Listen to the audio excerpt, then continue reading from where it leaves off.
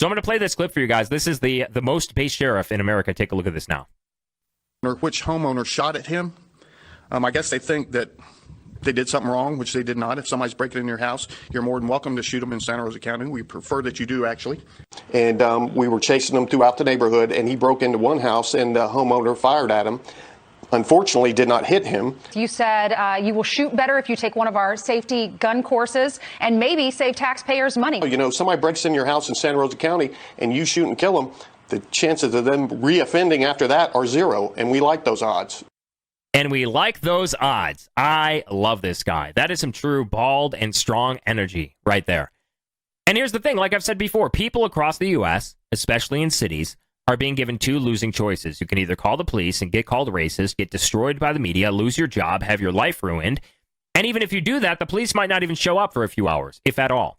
In Minneapolis, I think the police admitted recently that they're taking longer to respond to calls because they don't want to become the next flashpoint, like Derek Chauvin, just for doing their job, because some guy with a cell phone pops up and films them doing their job exactly like they were trained to do and getting called racist, put on trial, and then sent to prison for life.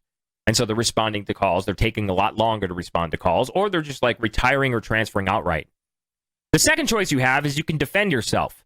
You can defend yourself for a situation that you feel threatened in, and you can not only get called racist, but also get arrested and sent to prison for life, and have yourself slandered by the media in this process. There was this article from the Washington Post. White bar owner charged in fatal shooting of black protester dies by suicide, attorneys say. You guys might remember this. I think this happened in Omaha. If I'm not mistaken, yeah, Omaha. So here's what happened, though. If you watch the video especially, and if you read into this, this black protester, he was attacking this guy. Okay, he was physically attacking this guy, and a bunch of others around them were physically attacking him or threatening him and threatening his business and people that he knew. And so he decided, okay, am I going to die here? He decided to defend himself, defend his property, defend his business, and defend his friends. He was sent to jail for life, and he committed suicide in jail. That's just one example of probably thousands. A white couple arrested after pulling gun on black family in Chipotle parking lot in Michigan. Okay, here's what happened. She had the gun. She pulled it out. He was in the car. They were trying to back out of a Chipotle parking lot until three fat black women came up and started punching their van as they were trying to back out, standing behind their van, preventing them from backing out, putting their hands up against their van and slapping it and punching it and threatening them and calling them white crackers.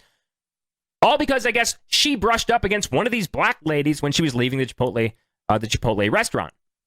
So she didn't know what was going on. She was trying to leave. She felt threatened. She pulled her gun, had her life ruined, fired from her job, had her life destroyed, sent to jail for a brief period of time. White couple who pulled guns out on Black Lives Matter protesters gets weapons confiscated. And we all know what happened here. They got their weapons back. They ended up in jail for a little bit, but then they got out, or maybe they didn't at all. But they own their own business, and they're rich, and they have a mansion. Not everyone is in their financial situation, but you can see how this is framed. White South Carolina man, presumed to be Army sergeant, filmed aggressively harassing and threatening black teen. Okay, so this black teen, guess what? He was accused of sexually assaulting children in the neighborhood when he confronted him. He didn't confront him for no reason because he was black. He confronted him for a very valid reason. Destroyed by the media. But this is how this country rolls nowadays. This is how this insane country rolls nowadays. Like I said in the previous segment, they will literally kill you. They will literally kill you in the name of diversity and Black Lives Matter. And because of this, crime is out of control. Because of Black Lives Matter and insane policies of being lax on crime with the group that commits the vast majority of the shootings, of the homicides, even though they make up a tiny sliver of our population.